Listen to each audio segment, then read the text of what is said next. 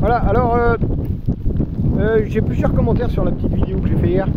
Et donc la facélie, tournesol, sarrasin, ça c'est ma base. Tous les gens je sais ça. C'est pas toxique. Les vaches elles aiment plus ou moins bien le sarrasin quand même. Le blé noir. Mais il n'y a pas de souci par rapport à ça. J'ai rajouté du colza fourragé, ça je le fais assez souvent. Et j'ai mis cette année des petits pois. Alors c'est un investissement, ça coûte cher. Mais cette année honnêtement c'est pas mal. C'est vraiment bien.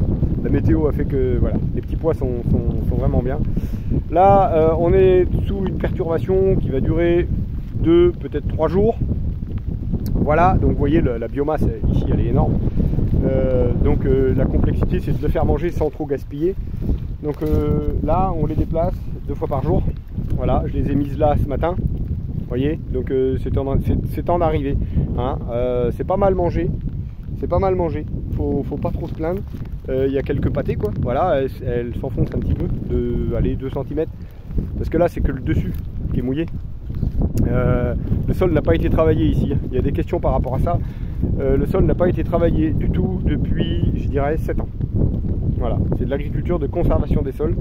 Il n'y a aucun travail du sol, donc en fait il y a énormément d'infiltration. C'est-à-dire que l'eau descend dans les galeries des vers de terre, ou dans les galeries des racines mortes, parce qu'une racine qui meurt ça fait un trou.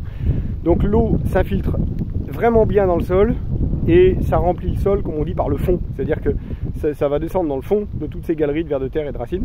Et ben, quand le fond est plein, ben, le niveau d'eau il monte, il monte, il monte, il monte. À un moment donné c'est plein. J'ai pu voir ça l'hiver dernier. Moi j'ai des sols très filtrants, je n'avais jamais vu ça. On a vu ça en début d'année, février, mars, où vraiment, voilà, le sol était plein, ça pouvait plus, c'était plein. Voilà, donc là c'est pas près d'être plein, je vous rassure. Voilà, c'est quand on travaille pas le sol, il y a vraiment de l'infiltration. Après, mais forcément, la portance va diminuer. Plus il va pleuvoir, plus les animaux vont piétiner la surface du sol.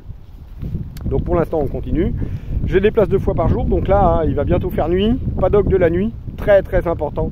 Ne laissez pas des animaux sans nourriture la nuit. Ça mange la nuit une vache.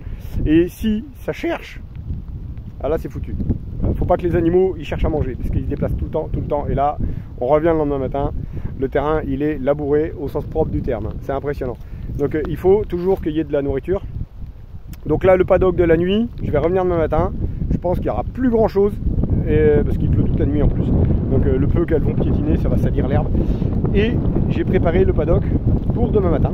Parce que quand j'arrive, il faut absolument les déplacer. Il ne faut pas attendre, il ne faut pas refaire un paddock, il ne faut pas sinon elles suivent derrière le fil. Et c'est voilà, trop de piétinement. Bon, ben, j'espère que mes compléments d'information, ça va vous satisfaire. Et je vous souhaite une bonne soirée. Salut, salut!